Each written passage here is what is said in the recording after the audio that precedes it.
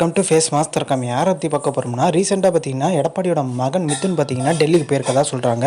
டெல்லிக்கு போய் யாரையும் சந்திக்க முடியல.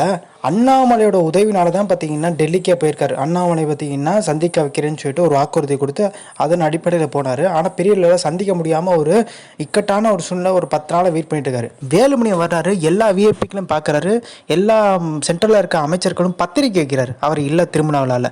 இது எடப்பாடியோட மகனுக்கு அதிர்ச்சி. என்னப்பா நம்ம முன்னாள் முதலமைச்சரோட பையன், நம்மளுக்கு கூட பார்த்தீங்கன்னா டைம் கிடைக்கல, சந்திக்கிறதுக்கு அப்பாயின்மெண்ட் கிடைக்கல. ஆனால் வேலுமணி இவ்வளோ வேகமாக பார்த்தீங்கன்னா அப்பாயின்மெண்ட் வாங்குறாரு. ஸோ டெல்லியில் பார்த்தீங்கன்னா வேலுமணி செல்வாக்கை பார்த்துட்டு பார்த்தீங்கன்னா எடப்பாடியோட மகன் மிதுன் அதிர்ச்சியாகி நிற்கிறதா சொல்கிறாங்க. இது எடப்பாடி பழனிசாமிகிட்ட மிதுன் சொல்லியிருக்காரு. வேலுமணிக்கு பார்த்தீங்கன்னா டெல்லியில் சரியான செல்வாக்கு, நம்மளை காலி பண்ணுறதுக்கு வேலுமணி வச்சு ஏதோ டெல்லி பிளான் பண்ணுற மாதிரி பார்த்தீங்கன்னா எடப்பாடி பழனிசாமியும் வேலுமணியும் பார்த்தீங்கன்னா வேலுமணி பார்த்து கொஞ்சம் ஒரு பயம் வர ஆரம்பிச்சிருச்சு.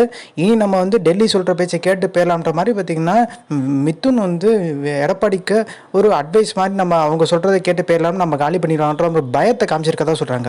அதை அடிப்படையில் தான் டெல்லியில் பார்த்தீங்கன்னா அரவிந்த் கெஜ்ரிவால் தோத்தார் பார்த்தீங்களா, இந்தியா கூட்டணி வீழ்த்தப்பட்டதுன்ற மாதிரி பார்த்தீங்கன்னா ஒரு விஷயத்த சொல்லிட்டு நாங்கள் கூட்டணியில் பார்த்தீங்கன்னா இப்போ ஒரு இயக்கத்திலையும் ஒரு கோட்பாடுகள் கொள்கைகள் இருக்கும்.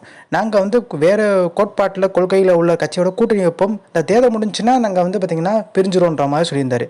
ஸோ அப்போ பாஜகவோட கூட்டணி வைக்க போகிறதுன்னு கிட்டத்தட்ட உறுதியாயிருச்சு. ஒரே கொள்கையோட கட்சினா திமுக பார்த்தீங்கன்னா காங்கிரஸ் ஒத்த கட்சியாக மாற வேண்டியதானே அப்படின்ற மாதிரி கேள்வி கேட்டிருந்தார்.